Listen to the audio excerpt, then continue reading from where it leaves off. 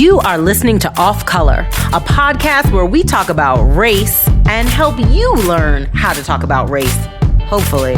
I'm Rebecca Henderson, a.k.a. the Tan Tigress, a.k.a. the African from, well, kinda. And I got my producer and my white homie, James. And this is Off Color.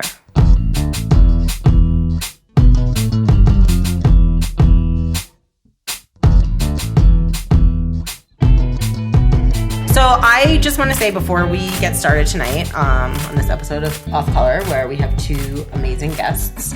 We have Tamara Banks, who this is her second time coming on our show. She was on episode 3, I believe it was. One of the early ones. Early episodes. Talking about the ink coffee situation. Yeah. So Tamara Banks is, I keep calling her a real person. That's good to know. Because a hologram. Because she is a pioneer in media and journalism. She has an Emmy. I mean, she's a pretty amazing person, and You're very kind. I'm a little bit in awe that you actually came back again. So thank you so much, Tamara. Thank you for the invitation. I'm really happy to be here. She's what we call a get. To tell everybody how I know an Emmy Award-winning journalist. Yeah. And we did a podcast together. I'm like, that's who I am. And so, as you can hear, we do have Maria Nagawa back one more time.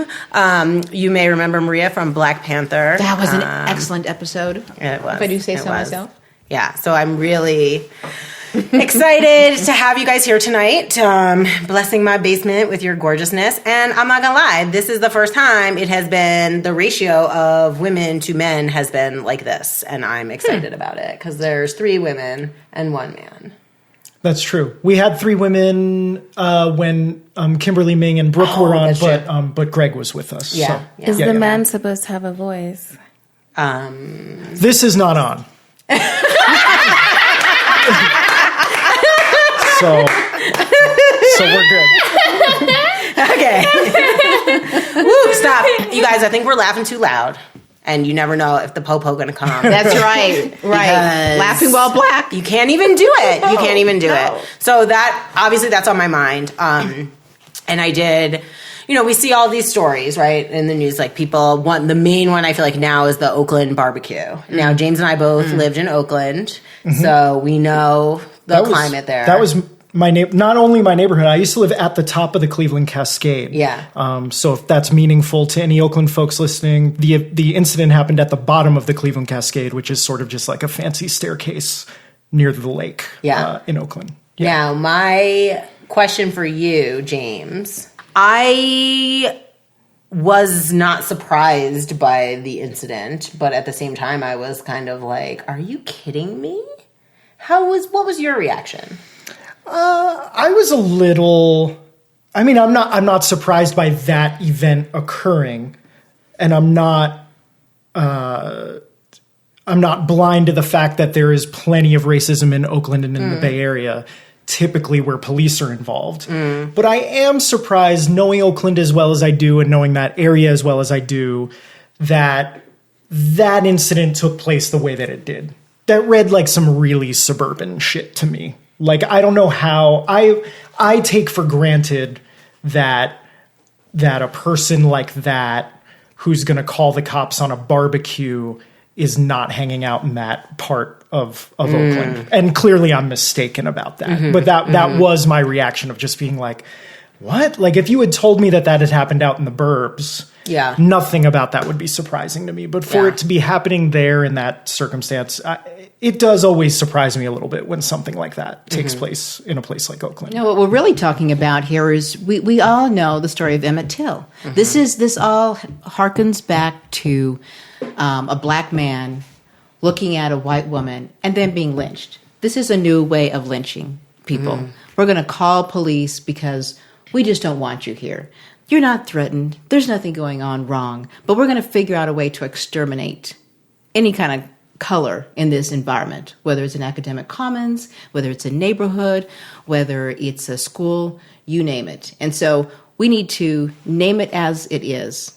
It's part of the whole regime that the current administration on Pennsylvania Avenue is stoking and making this the smoldering smoke of racism, stoking it up so it's a big ass bonfire. Yeah. So I have two things to say to that. My sister today went. She interns at Human and Health Services for, like, they provide healthcare services to homeless people in New York. And so she went down from her building to go to the park. And all of a sudden, all these are French people, all these French tourists were surrounding her. Like, they could have chosen any other space in the park, but they chose the space where my sister was standing talking to me to, like, sort of feel, and she felt like she was ganged up, and she was like, Maria, I'm being surrounded by all these French people. And so she walks away. And I was like, oh my gosh, like, white people, they just have to come, like, they can't bear the sight of you in that park. Like, they couldn't have stood somewhere else. They had to stand in the place where you were so that you'd walk away from that space. And that's one thing. But I also wonder whether we're now in the age of social media where we get to post everything, where we get to share everything, and everyone is now hyper alert to these issues because Trump is president. Is it so much an issue of Trump or just the awareness around the things that are going on in this country? Oh, it's always been there. This country has never come to grips with its genocide of First Native people. Let's start there.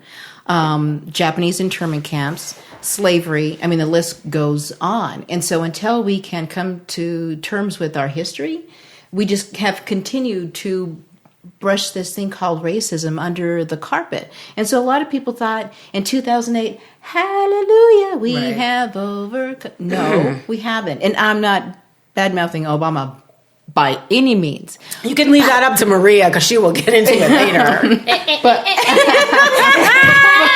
But my point is, we thought we were in a people to come for me, like no. You're allowed your opinion. But thought we were in a post-racial world, and we're not. And so, what I can thank number 45 for is for thanking him for pulling back the curtain of racism, misogyny, homophobia, xenophobia, so that we can actually finally at last deal with this stuff. Yeah.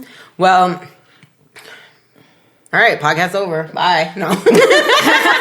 We solved that problem. We solved it, guys. No, We're gonna end with a thank you, Trump. That's the. You better bleep out that Trump. All right. So I will say, with this idea of Black people, and including myself in that, of not being able to do anything without having white people be afraid. Like, we can't, I mean, it's gotten so ridiculous. Like, I thought the Starbucks thing was, like, ridiculous, right? And we were all like, damn. And I feel like that was, like, a national conversation, and people could easily see how wrong that was, what happened, I think, in general. Okay?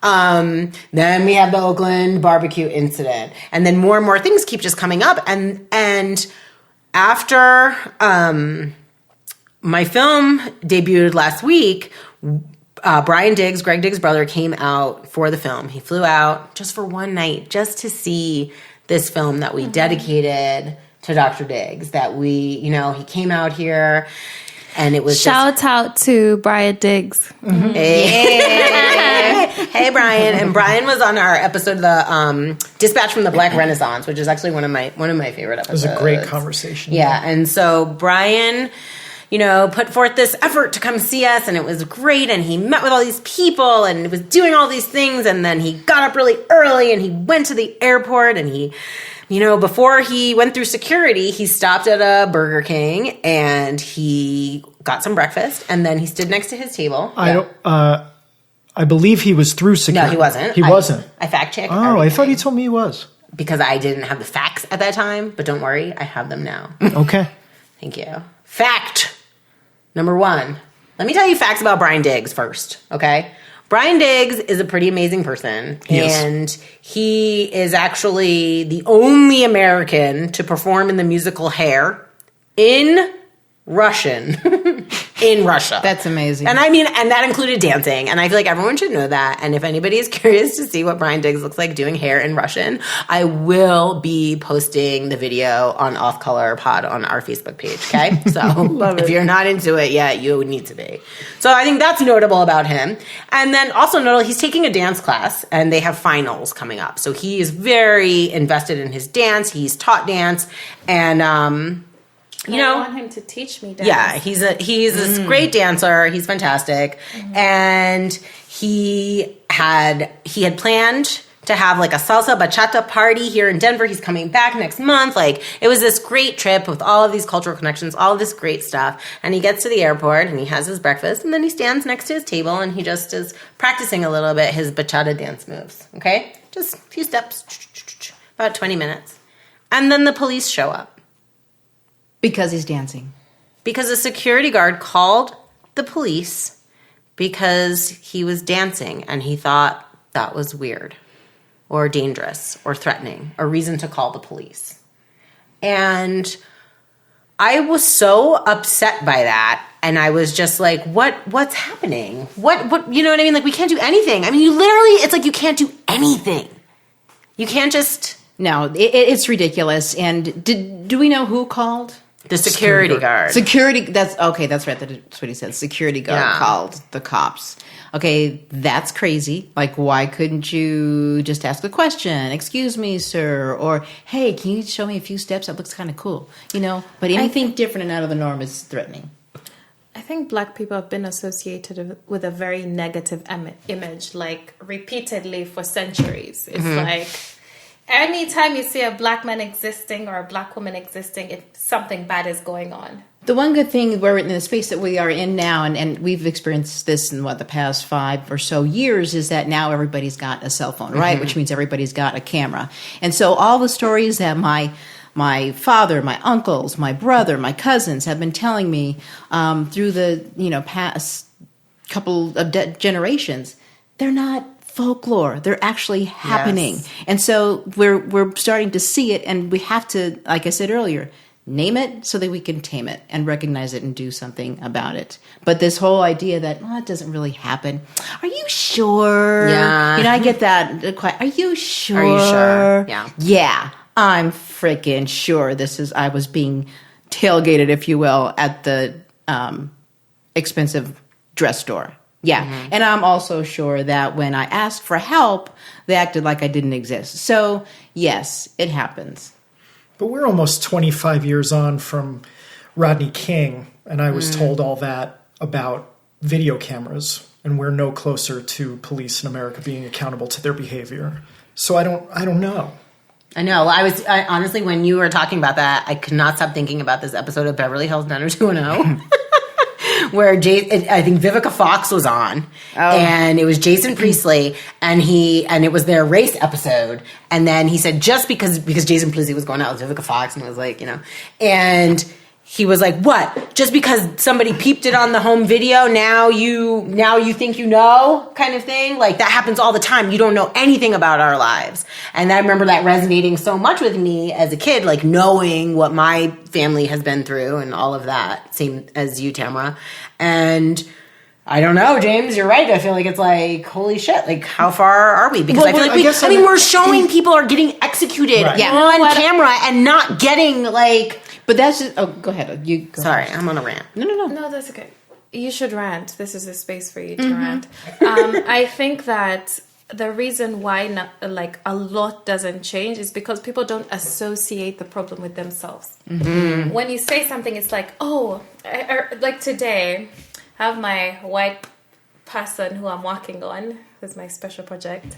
And maybe if she listens to this, she'll be like, she means me. I mean you.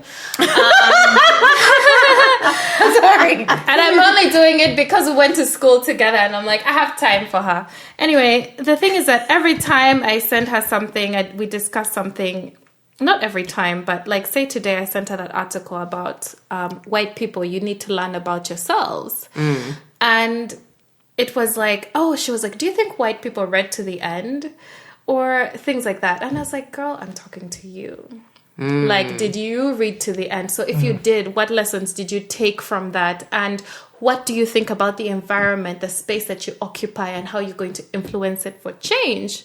But it's always, it's like almost like impossible to say, oh, how does this reflect on me? And how am I going to change my behavior? It's always that other person somewhere in some wilderness needs to change their behavior. And I think that's why we keep seeing the same things happen over and over again, because there's no self-reflection. Exactly. And they're not looking at themselves at all. And a piece of that, too, is the institutionalized process. So when we think about whatever police department, name one, Denver, Atlanta, whatever, when you realize how many white straight males have been part of a system that has not just condoned, but encouraged the arrests of people who are just acting differently. So, and some of those people in previous generations came directly from the Klan. So it's so entrenched in the infrastructure of the people who are supposed to serve and protect, that to say, me as a police officer, I'm not going to be that person. But see, if you're working in a structure that supports that kind of racism, it's nearly impossible. So now we're on to the next step of debunking and breaking down those infrastructures that we've lived in. And are we ready to do that? This is a majority white country currently. It will not be. That's right. In about 30 years. And guess what? A report came out last year that said in 2043, the median income of Black people is going to be 0. Tell me about the power you have with no economic power. Sometimes I wonder, like, isn't the only solution for Africa to rebuild itself and then take back all its Black people? I don't know. Yes. Yes. So speaking of Africa, as I wanted to do a little bit here, Maria and I have talked about this like extensively because I identify as Black, regardless of what people want to say about me. Amen. And don't get me started on that subject. But like. I've asked her so many times, and it's been like recorded where I'm like, can I come too? Am I allowed to come back to Africa too? And I just think, man, I would love to go. And the first thing this young woman said to me was, she was like, you need to learn some stuff first. She was like, here. And she sent me some articles and some websites so I could start learning more about Africa and just different countries and things like that, like stuff that we know, but we don't really know. And what we know, we the collective American, especially Black Americans, we're so uninformed and ill-informed. So there are a lot of African Americans who say, I'm not African American, I'm just Black, I don't know nothing about Africa. Really? Let's see, how much self-loathing can we do at the moment? How can we say Italian American? My neighbor's German American, but some people have such a visceral reaction to saying that they're African American. So that's what happens. What has happened is that when you're pulled from your native roots, to coin a book, and you are told that everything dark is bad, everything curly-headed is ugly, and that the lighter you are, the better. You start playing these games with your head. And so from one generation to the next, those kinds of myths are passed along. So I'm not saying it's an excuse. You know how often I go back. I'm simply saying we have to stop thinking that way. We have to stop self-loathing. I have to say, though, that when I first came to the U.S., I thought to myself, like the first dinner we had or something, I was like, why do they call Black people in America African Americans? Because they are Americans. We never think about that for white. We say white people or Americans. But we do say Italian Americans and German Americans. And so like that is something that I've not been aware of. So I always thought that there seemed to be this thing about you're white, you're Black or African American. like on when they ask you for your ethnicity. And I was like, but they're Black Americans. They haven't been to Africa like ever. Their ancestors haven't been there for 400 years. So that was my initial feeling. I was like, oh, this is a way to separate Black people from America by calling them Africans. And then after I realized that America will never accept Black people, I was like, okay, these are African people. We need to reclaim them.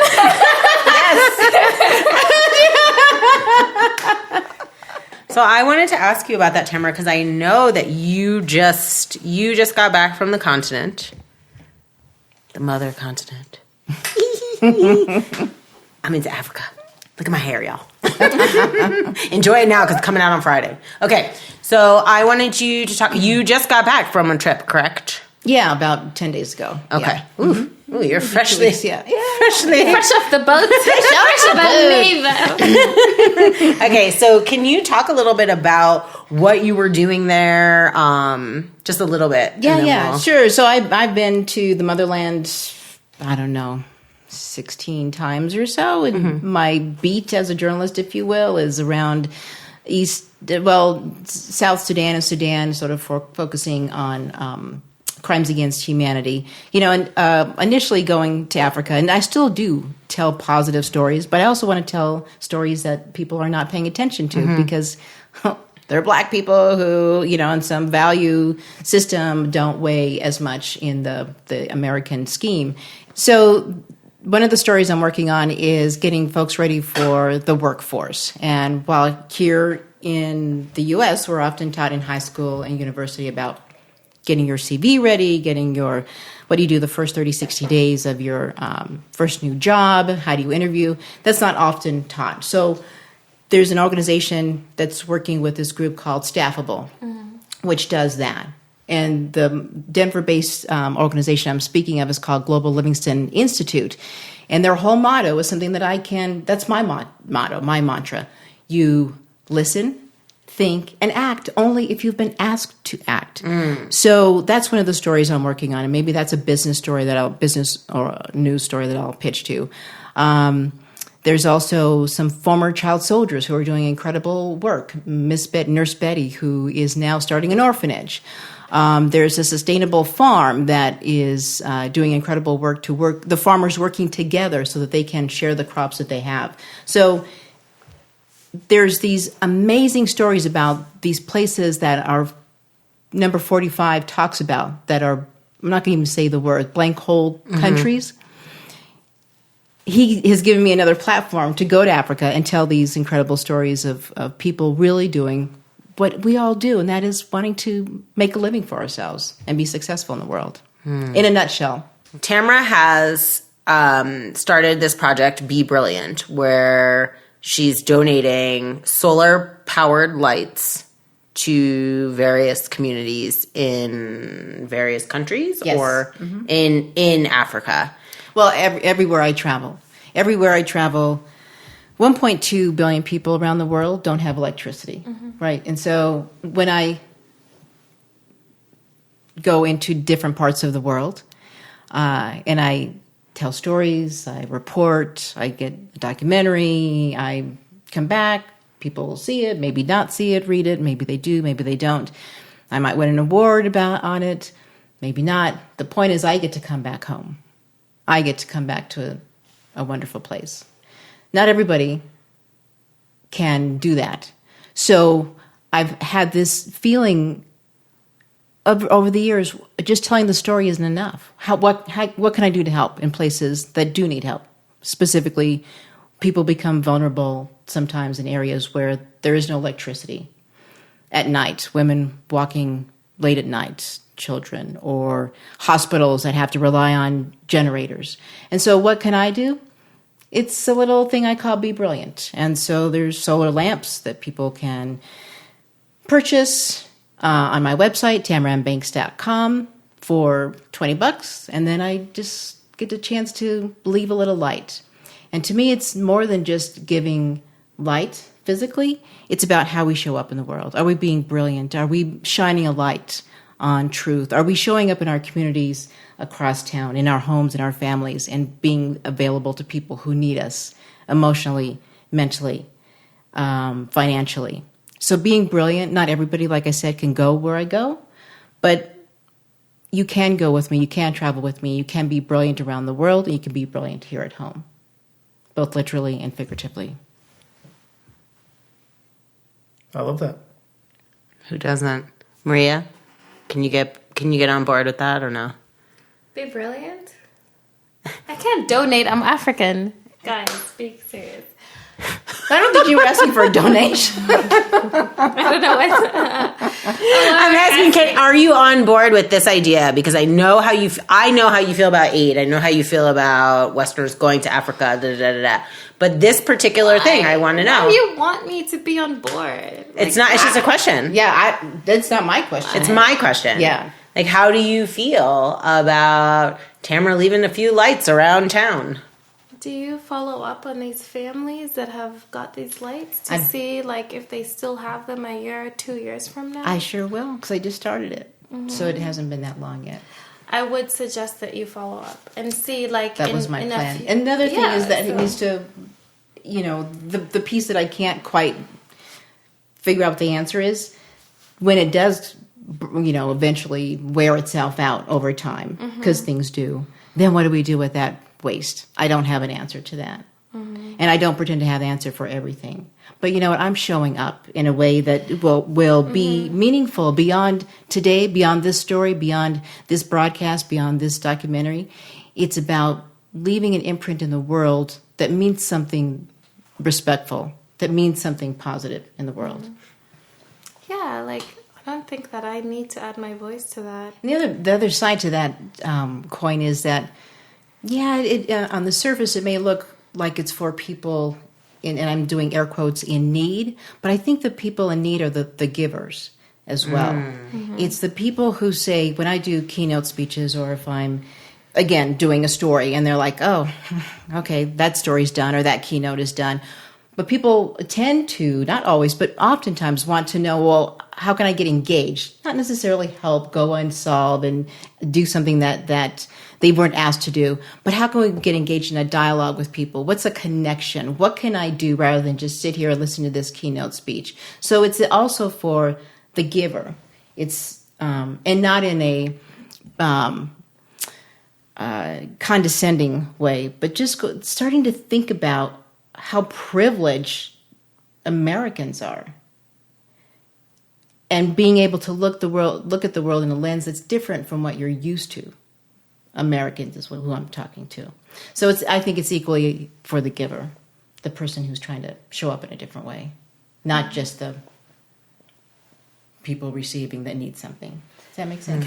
I think that's an important point to make. I think if people came in and said, hey, I'm doing this for myself, for my own personal healing, whatever you need out of this situation, I think that would make things so many times better, rather than pretending I'm only doing this because those people need me. Those people are going to figure it out, that's whether you're there or not. That's right. So it's a big part of it is you. And I think that's why I'm always saying, ask yourself why you're there. And yes, I think Americans are privileged, but there are so many things they don't have that we have. And now that I'm here, I see it so much, what we have, especially what we have that Americans don't have. And honestly, there are so many things that I want to preserve in my culture, in my country, because I've been here and I've seen just the amount of humanity that's lost in translation, I think. And Africa has so much healing to give. That's true. That's why people want to go. And then they are like, eh. They're still going. And then they come back and they want to crap on it or fart on it. It's because it has so much to give. And they want to pretend that they got nothing from it. And they gave everything to it. So I think that, I really, you don't know. What is that song? You don't know what you don't know what you God it's till it's God till it's gone. Yeah. Yeah, well, y'all don't know what you've got till it's gone, like this episode. So, this episode over, y'all. So, follow up. Thank you. I can't see it. Dubious closing, but okay. I'm dubious of this closing. Thank you so much for the invitation. Thank you.